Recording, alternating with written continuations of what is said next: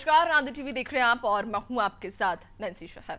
आपका शहर और आपकी खबर में आज हम बात करेंगे लखनादौन, मवई और सोनभद्र की। दरअसल हम उठाएंगे इन शहरों के आज के बड़े मुद्दे और जानेंगे ग्राउंड जीरो से हकीकत। तो चलिए शुरू करते हैं आपका शहर आपकी खबर।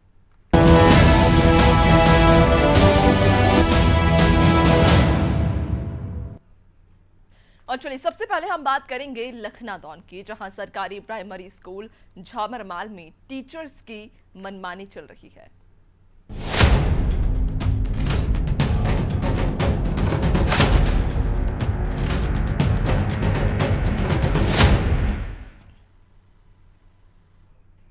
और चलिए आपका शहर और आपकी खबर में सबसे पहले बात लखनादौन की ही करेंगे, जहां झामरमाल गांव के प्राथमिक स्कूल में इन दिनों प्रिंसिपल और शिक्षकों की मनमर्जी सुर्खियों में है। दरअसल शिक्षक अपनी मर्जी से स्कूल आते हैं और कभी भी स्कूल की छुट्टी कर घर चले जाते हैं। इतना ही नहीं, स्कूल सप्ताह में मात्र 3 से 4 दिन बंद रहता है और 2 से 3 दिन ही खुला रहता है। और प्रिंसिपल प्रहलाद यादव बच्चों से स्कूल की सफाई करवाते नजर आते हैं। इस मामले में ग्रामीणों ने बीआरसी प्रमुख श्रीराम पटले को लिखित शिकायत भी की थी, लेकिन अब तक प्रिंसिपल पर कोई भी कार्रवाई नहीं हुई है। झामरमाल का कोई शिक्षक जो है यादव, वो अपने सामने बच्ची से, कोई एक बच्ची स्कूल की, उससे झाड़ू लगवा रहे हैं और बच्चों से पूछने पर बताया गया उस वीडियो में कि कुछ 5 दिन से स्कूल विगत 5 दिनों का भी पहले लगा नहीं करके। इस संबंध में मैंने आपके लिखित पत्र मिलने के बाद में उसको मैंने स्पष्टीकरण जारी किया, SCN जारी किया और उसके उत्तर में उन्होंने अपना जवाब भी प्रस्तुत किया है। इसमें उन्होंने बताया है पत्र के माध्यम से कि बच्चों से मैं झाड़ू लगवाता नहीं हूँ, हालांकि, पर बच्चे कभी कभी शाला की सफाई के तौर पर, साफ सफाई के तौर पर लगा लेते हैं। और दूसरा है, जहाँ तक स्कूल नहीं लगने की वाली जो बात आई है, उन्होंने अब मुझे अवगत कराया कि उसके पहले कभी उनके यहाँ बहू खत्म हुई है उनकी स्वयं की, तब वो शायद स्कूल से एब्सेंट रहे हैं। तो लखनादौन का ये स्कूल प्राथमिक शाला, जहां पर शिक्षक नदारद रहते हैं, बच्चों के भविष्य के साथ खिलवाड़ किया जा रहा है। पूरा मामला है झामरमाल गांव का, जहां का ये प्राथमिक स्कूल है। यहां पर दरअसल प्रिंसिपल और शिक्षकों की मनमर्जियां इन दिनों काफी सुर्खियों में है और वजह ये है क्योंकि यहां पर शिक्षक अपनी मर्जी से स्कूल आते हैं और कभी भी स्कूल की छुट्टी कर देते हैं और बच्चों से यहां पढ़ाई की वजह उनसे काम कराया जाता है। तस्वीरों में आप देख भी पा रहे होंगे, ये मासूम ननिहाल जो स्कूल में अपना भविष्य निखारने के लिए आते हैं, अब स्कूल में पढ़ाई के लिए आते हैं ताकि वे अपना उज्जवल भविष्य लिख सकें, भविष्य की कल्पना को साकार करने के लिए इस स्कूल में पहुंचते हैं ताकि इस स्कूल में उन्हें शिक्षा मिले। लेकिन यहाँ शिक्षा के बदले जो शिक्षक हैं वो उनसे स्कूल की सफाई करवाते हुए नजर आते हैं। स्कूल भी इतना गंदा, जहां बच्चे इस गंदे स्कूल में बैठने को मजबूर हैं। पढ़ना तो दूर, पढ़ाई तो दूर, यहाँ इन बच्चों को शिक्षा के बजाय यहाँ उनसे सफाई करवाई जाती है। गीला ये पूरा स्कूल है, जहाँ स्कूल की छत से लगातार पानी भी कहीं ना कहीं टपक रहा है, जिस वजह से जो स्कूल का फर्श है वो भी गीला नजर आ रहा है और बच्चे यहाँ पढ़ाई से अछूते दिखाई देते हैं। क्योंकि कहा जा रहा है कि जो शिक्षक हैं 3 से 4 दिन वो स्कूल बंद करके रखते हैं, सप्ताह में मात्र 1 या 2 दिन ही ये स्कूल खुलता है और उन दिनों भी यहाँ पर बच्चों से पढ़ाई की बजाय सफाई करवाई जाती है। हालांकि कई बार यहाँ के जो ग्रामीण हैं, जो रहवासी हैं, वो BRC से शिकायत भी कर चुके हैं, लिखित आवेदन भी दे चुके हैं, लेकिन अब तक मामले पर कोई भी कार्रवाई नहीं की गई है। ज्यादा जानकारी लेंगे, सहयोगी सत्येंद्र हमारे साथ में जुड़ चुके हैं। सत्येंद्र, अभी कुछ देर पहले जो हम तस्वीर देख रहे थे और जो दर्शकों तक भी हम जो तस्वीर पहुंचा रहे थे, वाकई ये तस्वीर देखकर कहा जा सकता है कि जो ननिहाल जो बच्चे हैं स्कूल में अपना भविष्य रचने के लिए आते हैं, भविष्य के सपनों को साकार करने के लिए पहुंचते हैं, लेकिन यहाँ शिक्षक उन्हें पढ़ाई की बजाय उनसे सफाई करवाते हुए दिखाई दे रहे हैं। जी, सफाई करते हुए दिखाई दे रहे हैं। झामरमाल का मामला है, लखनादौन विकास खंड। हेलो जी बोलिए। लखनादौन विकास खंड के अंतर्गत झामरमाल स्कूल का मामला है। वहां पे प्रिंसिपल बच्चों से झाड़ू लगवा रहे हैं। हेलो जी, तो कब से ये इस तरह ये मामला संज्ञान में आया, कितने दिनों पहले, और क्या अब तक उन शिक्षकों की, प्रिंसिपल की कोई शिकायत की गई, कोई लिखित आवेदन दिया गया उनके खिलाफ? उनके खिलाफ लिखित आवेदन दिया था, एक प्रार्थी था जिसका मैंने आपको वीडियो में पहुंचाया था, वो आवेदन था। उसके बाद जो जानकारी मिली है कि बीआरसी ने जाके वहां पे जानकारी लिया है। हम्म, ठीक है, बहुत शुक्रिया आपका जानकारी साझा करने के लिए। तो आपको बता दें कि लगातार यहाँ पे जो ग्रामीण हैं, जो रहवासी हैं, जो परिजन हैं, जो बच्चों को स्कूल में पढ़ाई के लिए भेजते हैं, लेकिन स्कूल में जब उन्हें पढ़ाई नहीं कराई जाती, उनसे पढ़ाई की वजह उनसे सफाई कराई जाती है, तो परिजनों ने मिलकर आवेदन दिया, लिखित शिकायत की। और अब देखने वाली बात होगी कि क्या जिम्मेदारों पर, उन पर जो शिक्षक हैं, जो जिम्मेदार हैं इस पूरे घटनाक्रम का, क्या उन पर कार्रवाई होती है या नहीं।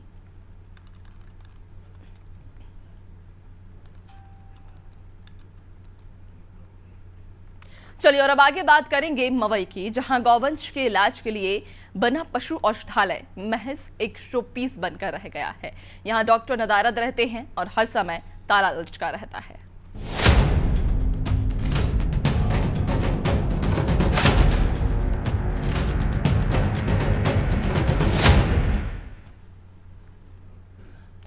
दरअसल मवई में पशु औषधालय इन दिनों एक शो पीस बनकर रह गया है। आलम यह है कि ब्लॉक मुख्यालय में पशु औषधालय हमेशा बंद रहता है। डॉक्टर माह में मात्र 1-2 दिन के लिए ही आते हैं, बाकी दिन डॉक्टर बलराम सिंह और सिर्फ कागज पर ही अपनी ड्यूटी करते हैं।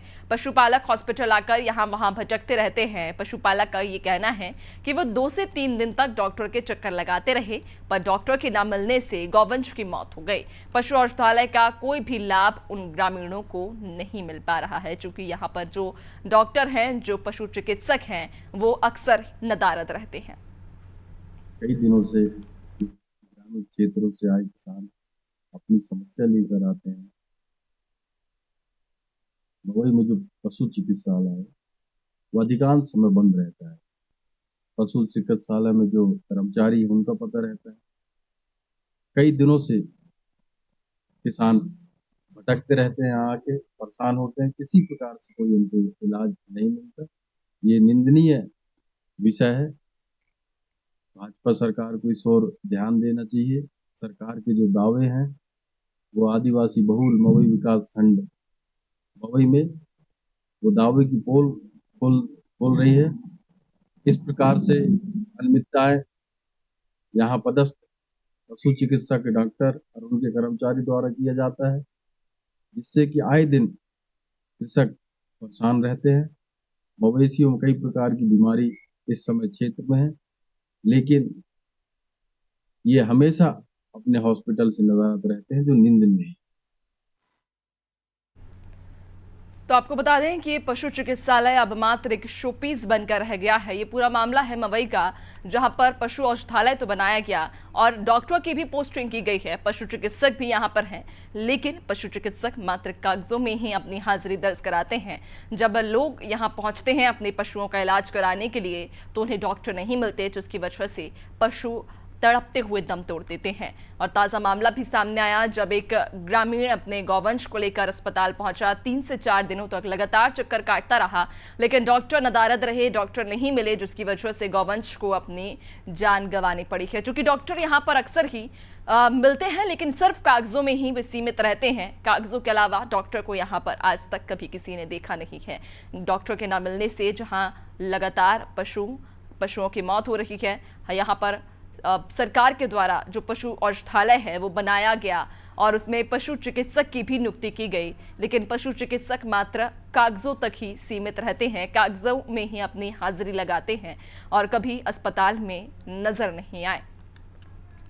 ब्लॉक मुख्यालय में पशु औषधालय में हमेशा ताला लगा रहता है। डॉक्टर कहा जाता है कि महीने में सिर्फ 1 या 2 दिन के लिए ही इस अस्पताल में पहुंचते हैं, बाकी दिन डॉक्टर बलराम सिंह और, जो कि इनका नाम है, जो डॉक्टर यहाँ पदस्थ हैं डॉक्टर बलराम सिंह और, वो सिर्फ कागजों पर ही अपनी ड्यूटी करते पाए जाते हैं। कागजों में डॉक्टर की हाजिरी पूरी होती है, लेकिन अस्पताल में अगर हम बात करें अस्पताल में व्यक्तिगत रूप से, तो डॉक्टर कभी हमें यहाँ पर नहीं मिले।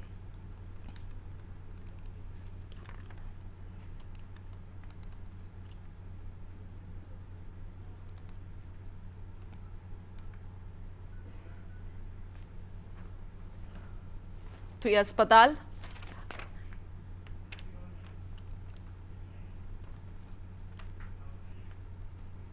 चलिए और अब आखिर में बात करेंगे उत्तर प्रदेश के सोनभद्र की, जहां वाराणसी शक्तिनगर राष्ट्रीय राजमार्ग पर राख का अंबार लगा है। दरअसल बिजली प्लांट की उड़ती राख यहां लोगों को बीमार बना रही है।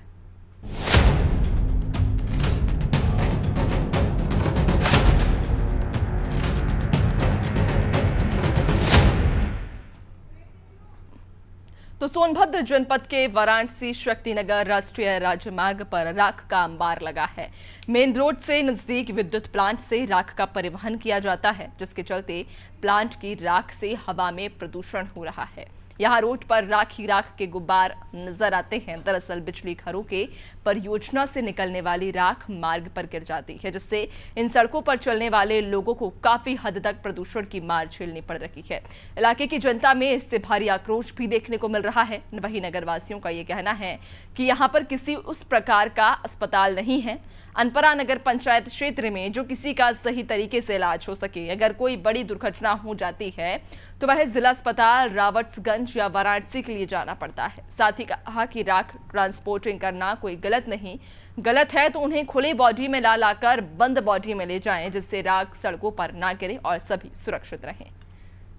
शक्तिनगर से बनारस तक के लिए, जो इलाहाबाद तक के लिए जो राखियाँ ट्रांसपोर्टिंग हो रहा है, वो बंद गाड़ी में ना हो के बड़ी गाड़ियों में जा रहा है। और कुछ गाड़ियों का इतना कमज़ोर बॉडी है कि वो टूट जा रहे हैं, और टूटने की वजह से वो राख आज बह गया।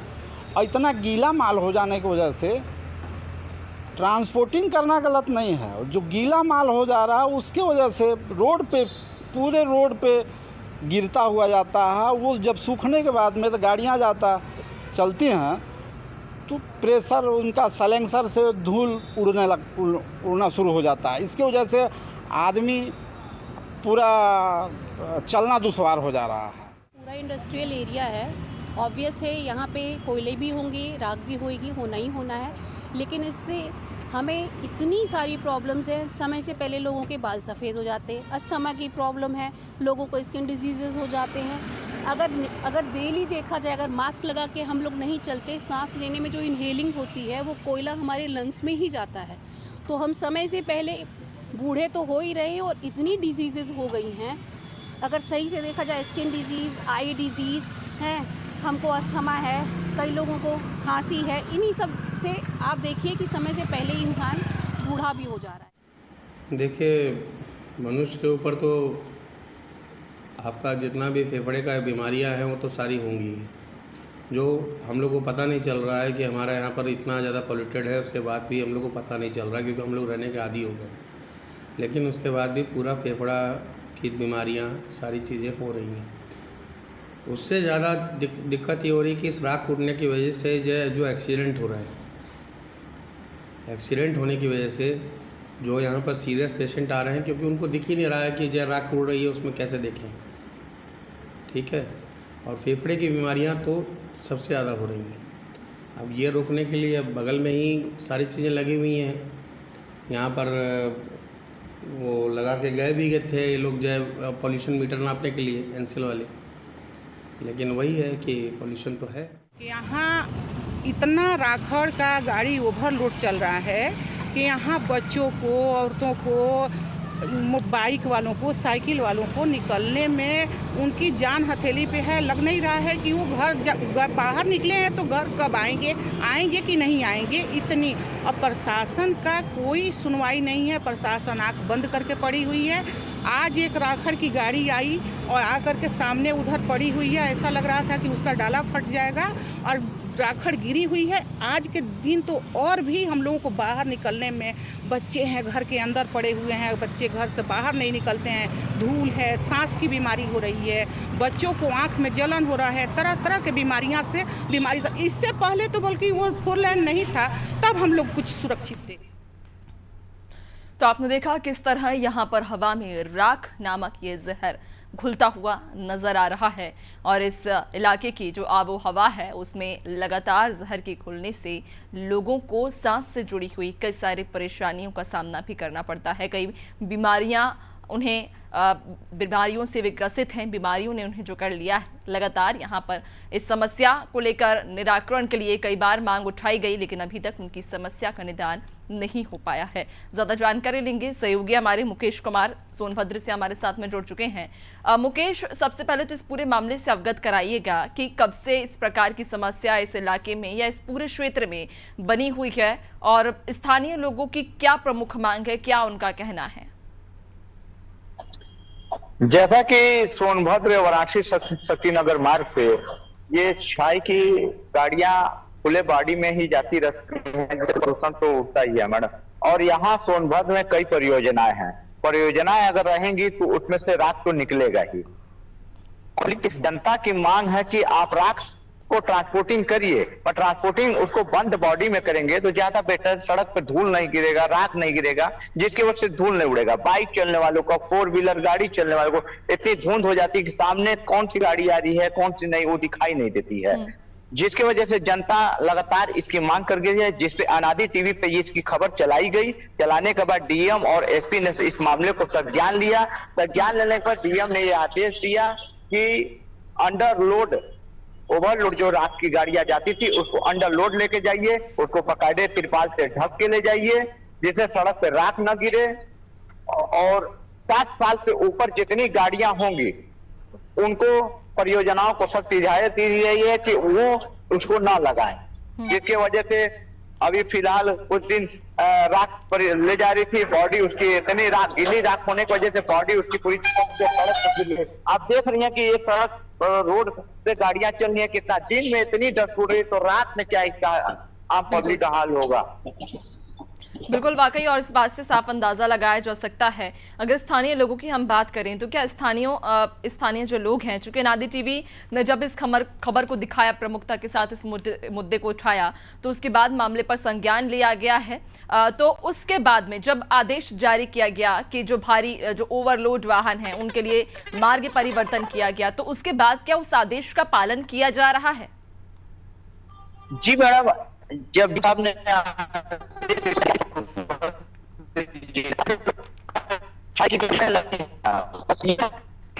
करने वाले जो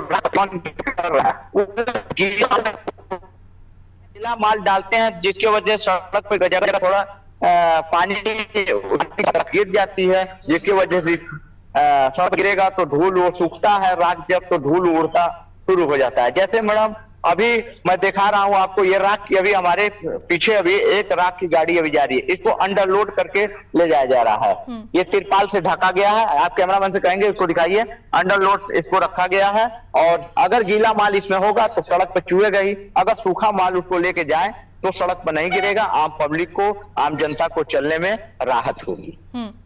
बिल्कुल, यानी कि अब आदेश का कहीं ना कहीं पालन किया जा रहा है। अगर हम रहवासियों की बात करें, जी, अगर रहवासियों की बात करें तो रहवासी क्या मांग उठा रहे हैं? क्योंकि इसके पहले जब हम देख रहे थे जो प्रतिक्रियाएं लोगों की सामने आई थी, उनका ये साफ कहना था कि इस हवा में जो प्रदूषण घुल रहा है, जो जहरीली हवा हो रही है, उससे कई प्रकार की बीमारियां भी उन्हें जकड़ रही हैं, कई तरह की बीमारियों से वे ग्रसित हो रहे हैं।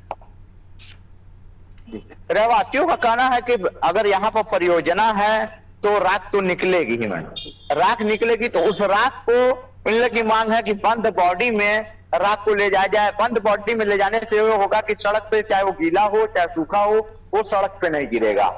और खुली बॉडी में ले जाने से राख सड़क पर गिर रही है, जिसकी वजह से दिक्कत होती है। बिल्कुल, तो आदेश जब जारी किया गया कि क्षेत्र में जी, जब आदेश जारी किया गया कि जो भी अब वेस्ट निकलेगा उसे बंद बॉडी में ले जाया जाए, ओपन बॉडी में ना ले जाया जाए, जब ये आदेश जारी किया गया तो उसके बाद क्या जांच के लिए वहां पर किन्हीं कर्मियों को, पुलिस कर्मियों को या कोई चेक पोस्ट बनाया गया है ताकि वो जांच करें और ये सुनिश्चित करें कि उस आदेश का पालन बखूबी किया जा रहा है? क्या इस प्रकार की कोई वहां पर कुछ व्यवस्था की गई है? जिला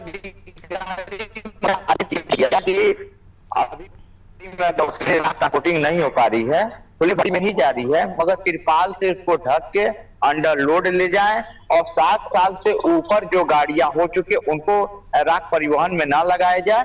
बंद बॉडी का भी कोई आदेश नहीं किया, खुले बॉडी में ही जा रही है मैडम, मगर ये है कि आप उसको सही तरीके से ले जाए जिससे सड़क पे ना गिरे राख। अभी एक गाड़ी और आ रही है राख की, हमारे पीछे कैमरामैन से दिखाएंगे, इनको अभी आ रही है हमारे सामने, उसको दिखाइएगा। ये भी खुले बॉडी में ही जा रही है, तिरपाल से ढक के ले जाई जा रही है।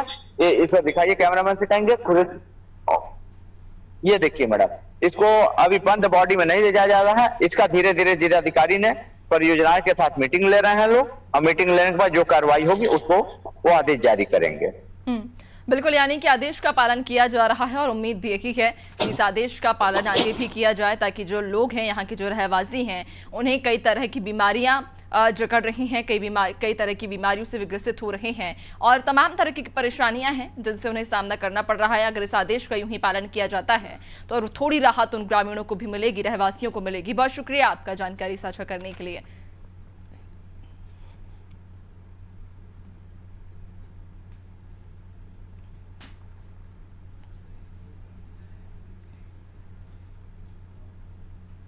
और इसी के साथ फिलहाल आपका शहर और आपकी खबर में इतना ही। बने रहिए नादी टीवी के साथ। नमस्कार।